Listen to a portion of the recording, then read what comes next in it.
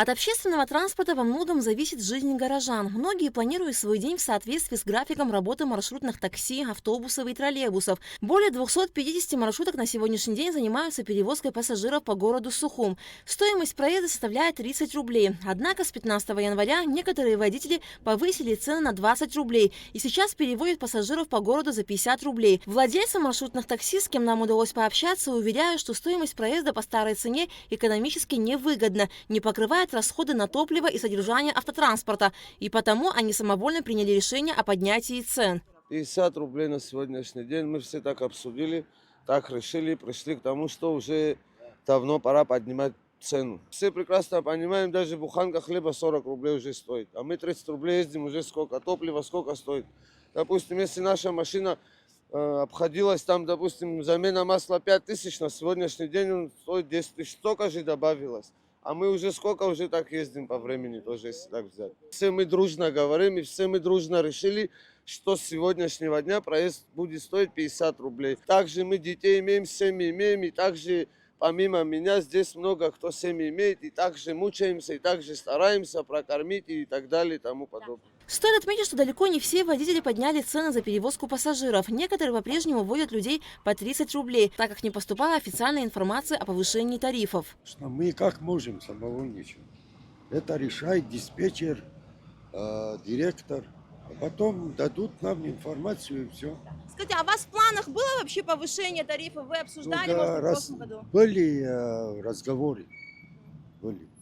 В связи с чем необходимо, по вашему мнению, повышать тарифы за транспорт? Ну, с горючей. Только с горючей. Горючее подорожало, да? Ну да.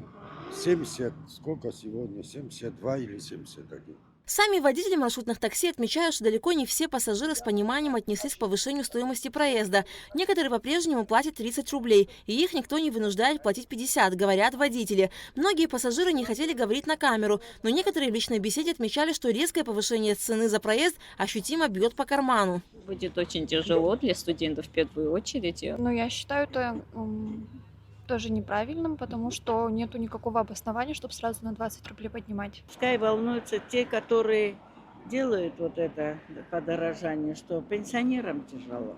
Я понимаю подорожание бензина и прочего, но для такого населения маленького пункта, с одного пункта в другой, в такое расстояние маленькое, 50 рублей. И для народа, который получает такие маленькие зарплаты, это накладно. Если бы зарплаты поднимались и как бы на продукцию и на проезд поднималась цена, это уже другой вопрос. Не ощущалось бы так сильно. Но у людей такая маленькая зарплата, и это бьет по карману народа. Маршрутчики сетуют, что в зимнее время они практически простаивают. Так, на маршруте рынок Киласур около 50-60 машин, и каждая машина зимой выполняет всего один рейс, когда летом они выходят на маршрут по 2-3 раза. В прошлом году в столице были увеличены тарифы на проезд в автобусах и троллейбусах. После данного решения должны были рассмотреть и вопрос увеличения тарифов на проезд в маршрутках по межгороду и пригороду. В данный момент прямо сегодня уже идет калькуляция подсчетов, обращения документальные движения идут.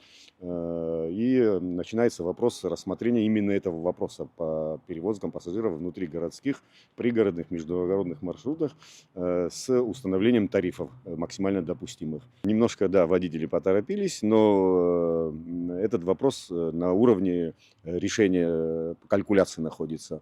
Да, чуть-чуть поспешные приняты ими решения, но оно неминуемо было. Таким образом, никакого официального решения об увеличении тарифов за проезд маршрутных такси нет. Поднятие цен за проезд – самовольное решение перевозчиков.